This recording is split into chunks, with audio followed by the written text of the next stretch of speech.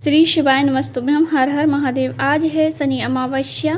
यह नवरात्रि से पहले पड़ने वाली अमावस्या है। गुरुजी कहते हैं जो भी अमावस नवरात्रि से पहले पड़ती है वह बहुत ही विशेष अमावस तिथि होती है, क्योंकि अमावस के दिन पितरों का तर्पण किया जाता है। पितरों के निमित्त में कोई भी जो कार्य करते हैं हम, उसमें हमें लाभ जरूर देखने को मिलता है। आपके घर में भी यदि पितृदोष लगा है, क्लेश होते हैं, झगड़े होते हैं, कार्य नहीं बनते हैं, बनते बनते कार्य बिगड़ जाते हैं, अटकलियाँ आ रही हैं, या मांगलिक कार्य नहीं हो रहे हैं, संतान प्राप्ति में बाधा आ रही है, या विवाह आदि कार्यों में बाधा आ रही है, तो ये सब कार्य जो है पितृदोष के कारण से ही होते हैं। यदि आप कोई कार्य करने का सोचते हैं पर कार्य पूरा होता ही नहीं, दुकान खोलते हैं वह नहीं चलती है, बिजनेस में आपको नुकसान हो जाता है, नौकरी में आपको तरक्की नहीं मिलती है, कमाई से ज़्यादा खर्च हो जाते हैं, अर्थात कमाई नहीं है उससे ज़्यादा खर्च हो जाते हैं, कर्ज अत्यधिक बढ़ गया है, तो आप इस अमावस के दिन एक उपाय अवश्य करें। यह उपाय आपको अपने घर में ही करना है और रात्रि के समय करना है।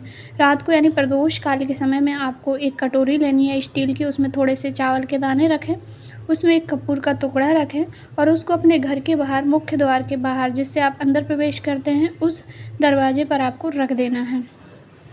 यदि आप घर के बाहर, दरवाजे के बाहर, आप रोड के ही किनारे पे आपका घर है, आप बाहर उस कटोरी को नहीं रख सकते हैं, तो ऐसी स्थिति में गुरुजी ने कहा आप मटका, परिंदा, जहाँ पर आप पीने का पानी रखते हैं, रसोई घर में भी उस कटोरी को रख सकते हैं।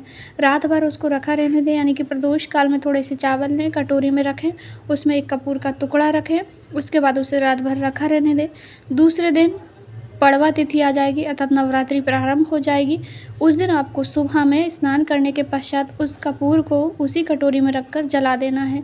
ऐसा करने से पितरों के साथ साथ माता रानी दुर्गा भवानी का भी आशीर्वाद प्राप्त होता है, पितरों का भी आशीर्वाद प्राप्त होता है, भोलेनाथ का भी आशीर्वाद प्राप्त होता है। समस्त देवी देवता आपको आशीर्वाद देंगे और पितर आपको आशीर्वाद देकर ही जाएंगे। कहते हैं पितृ लोग धरती पर अमावस्या तिथि के दिन आते हैं और इस उपाय को करने से पितर आपको आशीर्वाद देकर ही जाएंगे। घर में मांगलिक कार्य होंगे, खुशियाँ आएगी। और यह उपाय केवल अमावस्या यानी कि नवरात्रि से पहले की अमावस्या पर किया जाता है। जब आपकी कटोरी का कपूर जल जाए, पूर्ण रूप से जल जाए, उसके बाद आपको कटोरी में रखे हुए चावलों को पक्षियों को डाल देना है। आपकी छत पर या आंगन में या किसी भी पेड़ के नीचे जहाँ पर पक्षी आते हैं वहाँ उनको डालकर आ जाइए। यदि घर में जगह नहीं है तो आप किसी भी वृक्ष के नीचे, मंदिर में भी इसको डाल के आ सकते हैं, जब पूरा कपूर जल जाए उसके बाद। दूसरा उपाय, यह उपाय भी आपको आज की रात यानी कि अमावस्या की रात को करना है। शाम को प्रदोष काल में अपने घर में आपको एक दीपक प्रज्वलित करना है। दीपक आपको अपने घर के मटके परिंदे के पास